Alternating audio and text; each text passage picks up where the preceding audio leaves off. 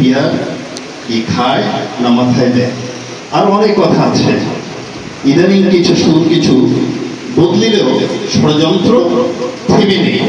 এজন্য গণ দাবিতে পরিণত করার জন্য যেভাবে কেয়ারটেকার সরকার পদ্ধতির বিষয়ে গণ দাবিতে পরিণত হয়েছিল, সেই ক্ষেত্রে আমাদের ভূমিকা অবশ্যই জরুরি।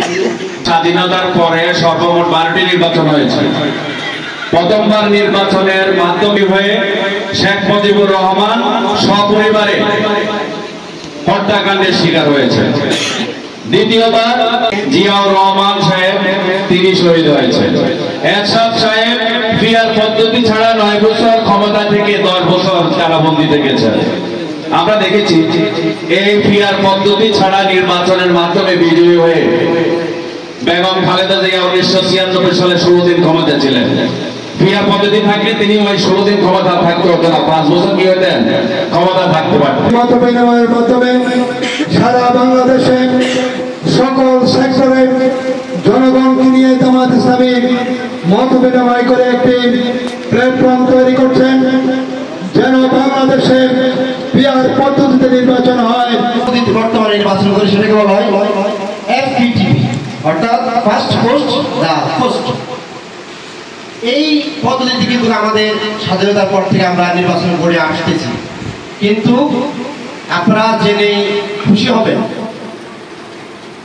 বাংলাদেশ ছাড়াও বিভিন্ন রাষ্ট্রে 1899 সাল থেকে কিন্তু পিয়ার পদ্ধতিতে অনেকগুলো, প্রথমে বেলজিয়ামে পিয়ার পদ্ধতি চালু হয়েছিল। এছাড়াও মাল্টা, বেলজিয়াম, ব্রাজিল, ভারতের অঙ্গরাজ্যে কিন্তু পিয়ার পদ্ধতি কিন্তু প্র্যাকটিস করে।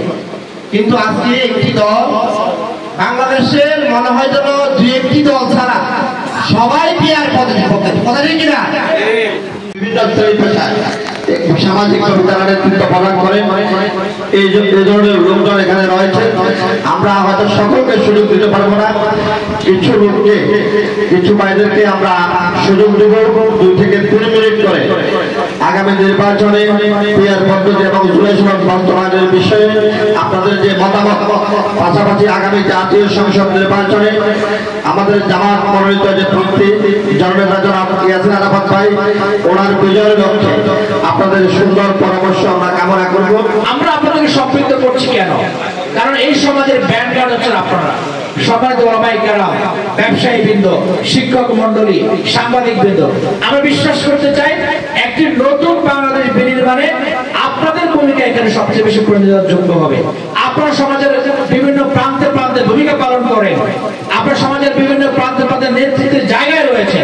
আপনারা যদি এই বিষয়গুলো ভালো করে উপলব্ধি করতে পারেন, আমাদের বিশ্বাস আপনাদের হাত ধরে আমরা যে একটা নতুন বাংলাদেশের প্রত্যাশা করছি, সেই নতুন বাংলাদেশ বিনির্মাণ হবে। সেই জায়গা থেকে আমরা আজকে এখানে আপনাদের কষ্ট করে ডেকে নিয়ে এসেছি। জুলাই সনদের আইনি ভিত্তির পাশাপাশি পিয়ার নির্বাচনে যে কথাটি বলা হচ্ছে, ইতিমধ্যে আমাদের অনেক বক্তা এই কথাগুলো আপনাদের সামনে তুলে ধরেছেন। একটা বুকলেট এবং লিফলেট আপনাদের সামনে আছে, প্রত্যেকটি প্রশ্নের জবাব আপনারা সেখানে পাবেন। আমাদের কোনো আলেম সমাজ থেকে বলা হয় পিয়ার পদ্ধতিতে নির্বাচন হলে 3 নং কটা সিট, 27টা সিট হিন্দুরা নির্বাচিত হয়ে যাবে। এই কথা বলে কিনা? আমি 2টা পয়েন্টে ব্যাখ্যা দিতে চাই। হিন্দুরা এদেশের নাগরিক নয়, তাদের প্রতিনিধি সংসদে গিয়ে কথা বলা দরকার আছে কি নাই? আমি সেই দৃষ্টিকোণ থেকে এটাকে সমর্থন করি। দ্বিতীয় বিষয় হচ্ছে, যারা হিন্দুদেরকে আবর্তন করে রাজনীতি করে এতদিন পর্যন্ত, সেখানে তাদের প্রভাব খর্ব হবে কি হবে না? যদি হিন্দুরা আলাদা প্ল্যাটফর্ম করে, অবশ্যই সেখান থেকে 27টা আসন কমে যাবে। সুতরাং হিন্দুদেরকে নিয়ে যারা সম্প্রীতির রাজনীতির নামে এদেশের সাম্প্রদায়িক দাঙ্গা লাগাতে চায়, পিয়ার পদ্ধতিতে নির্বাচন হলে এদেশের মানুষ শান্তিতে বসবাস করতে পারবে, একটা মন্দিরও হামলা হবে না। যারা হিন্দুদেরকে নিয়ে রাজনীতি করে তাদের রাজনীতিরও কবর রচনা হবে, ঠিক কিনা?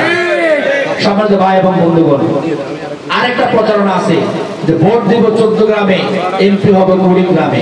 এই কথা যারা বলে, এটা আমি 2টা জায়গা থেকে ক্লারিফাই করতে চাই। যারা এই কথা বলে 14 গ্রামের লোক 20 গ্রামে এমপি হয়, কেন নোয়াখালীর লোক ঢাকা এমপি হয় না? বরিশালের লোক ঢাকা এমপি হয় না? ঢাকার লোক বরিশালে এমপি হয় না?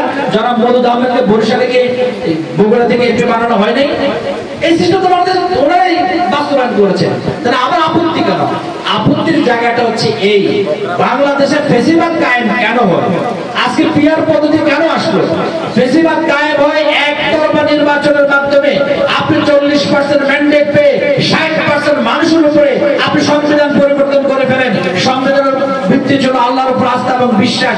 আপনি ম্যান্ডেট পেলেন 40%, আপনি 100% মানুষের উপরে আল্লাহর উপর আস্থা বিশ্বাসের যে জায়গাটা সংবিধান ছিল সেটাকে আপনি বিতাড়িত করে দিলেন। এই সুযোগটা আগামী দিনে কেউ যেন না পায়, আমরা তার বিহিত